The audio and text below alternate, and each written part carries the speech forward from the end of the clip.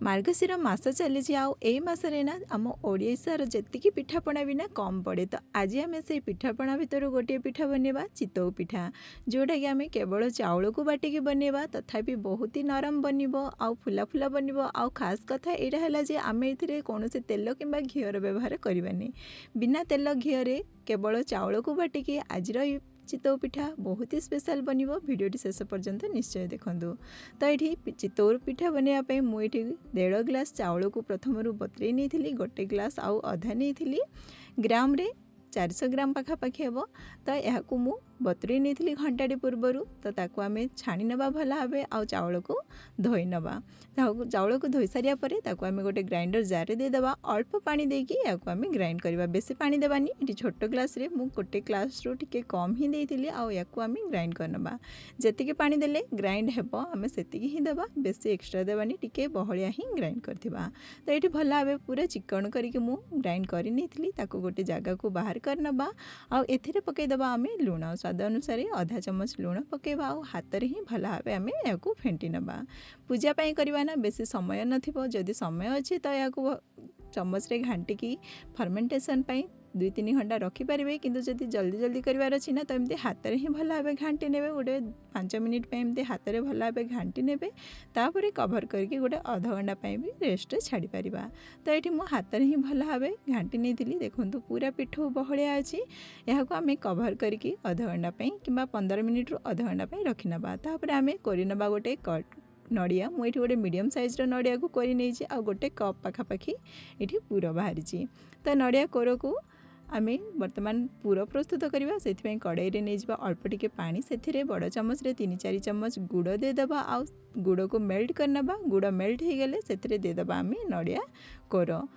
ये गुड़र परिमाण आपन चाहिए आउ टिके अधिक भी नहीं पारे, किंतु मीठा पे यथेष्ट रहिबो 3-4 चमच। से देदबा नड़िया कोर। नड़िया कोर को कड़ाई रे भाजी नबा, पानी सुखी जीव आ नड़िया कोर पूरा सुखा बनी जीव। बेसी भी सुखा बनैबानी, टिके मॉइस्चर रखिबा, खाइबा को भल लागिबो। शेष रे आम एथरे देदबा गोलमरीच आउ 3-4टा अलैचर गुंड को छेचिकी देदबा आउ यहाँ को भल भावे घांटी नबा। ये पूरा प्रस्तुत हो जाइए। यहाँ आम गोटे जगह को बाहर करके रखी नबा। देखो एमती ही बनइबे, पूरा बेसी सुखा भी कले भल लगे, टिके से मॉइस्चर रहा आवश्यक। बर्तमान यहाँ को बाहर कर नबा आउ गोटे जगार बसई नबा पानी। मुझे 1.5 कप पानी को गरम करिया बसई। पानी को पूरा भल भावे फुटई दबा। पानी जिते फुटबा ना से समय आम नहीं पिठौ से पिठो को पाखरे रखा आउ फुटुवा पानी रू अल्प अल्प काढ़ना यही पिठो रे देबा। चितौ पाई एटा गोटे इम्पोर्टेंट टिप्स। तो या को निश्चय पालन करेंगे, चितौ बहुत बढ़िया बनब। तो पानी एमती फुटुवा समय रे ही ताको बाहर करवा आउ एथिरे देबा, अल्प अल्प ही देबा, बेसी एका सहित देबानी, बेसी पतला हो।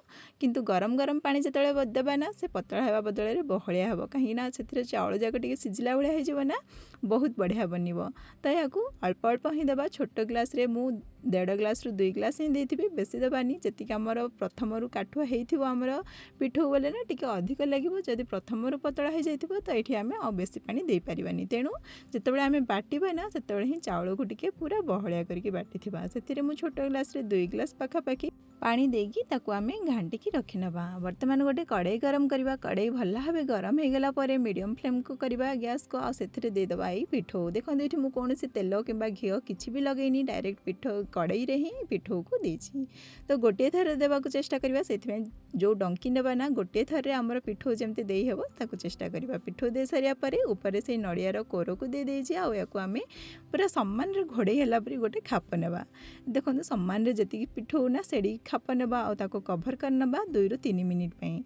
मीडियम फ्लेम रे गैस रखिबा, बेसी हाई करबानी कि बेसी लो भी करबा आवश्यक नै, मीडियम टू हाई फ्लेम रे रखिबा। आ एठी देखंतु केते इजीली बाहरी जाउची हमर चितौ, बिल्कुल भी किछि पोड़ीबनी कि किछि बाहरिबा को कष्ट हेबनी, बहुत ही आराम रे बाहरी जीव। एठी देखंतु गोटे चितौ हमर बाहरी गला, बहुत ही गरम अछि। मु टिके परे देखेबी तलपटे भी किसी भी पोड़ी नथिबो, पूरा व्हाइट रहबो, बहुत बढ़िया बनब आमर ये चितौ।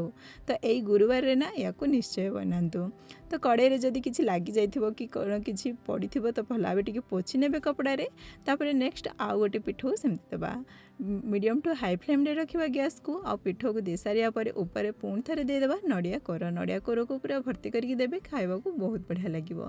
ताकू मध्य कभर करनबा समान साइज रो खाप नबा जेमती कभर होछि आ कभर कर सारिया पर बहुत जण पानी दियंती किंतु एथिरे पानी भी देबा आवश्यक नै साइड रे ओदा कना देबा आवश्यक नै एमती ही घोड़े नेबे आ 2-3 मिनिट पर बाहर करेंगे आउ या एमती बाहर करने चितौ बनिकी रेडी हो देखुं ना केते सहजरे बनिकी रेडी हो जाउछि आम चितौ पूरा जालीदार बनी आउ पूरा नरम मध्य बनी मुझे तलपटे भी देखा देखो बिल्कुल भी पोड़ीनी पूरा व्हाइट अच्छी एमती नुहे कि घी देले आमर चितौ बनबनी घी देकी भी आपण मैंने बनई पारे ये देखो गोटे चमच घी देकी मुझे बनाऊँगी घी देवा आउे देदेबा सेम पिठो देदेबा आउे नड़िया कोर को देदेबा नड़िया पूरा दे सारे पुणी थे कभर करनबा सेम 2-3 मिनिट पर कभर काढ़ा आमर ये चितौ बनिकी रेडी हो जाइथिबो सेतिके इजिली ही बाहर जिते आम आगुरी जमती काढ़ी ठीक सेमती ही बाहर।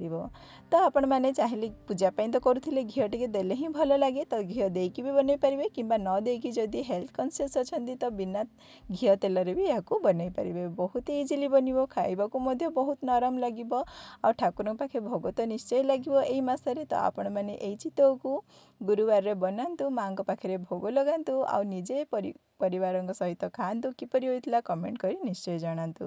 वीडियोटी भल लगी लाइक करंतु शेयर करंतु चैनल टी सब्सक्राइब निश्चय करंतु देखाइबो आउ गोटे रेसिपी सहित आउ गोटे नुआ वीडियो रे सेतिक पर्यंत रहुछि नमस्कार जय जगन्नाथ। आपण समस्त गुरुवार अनेक अनेक अभिनंदन।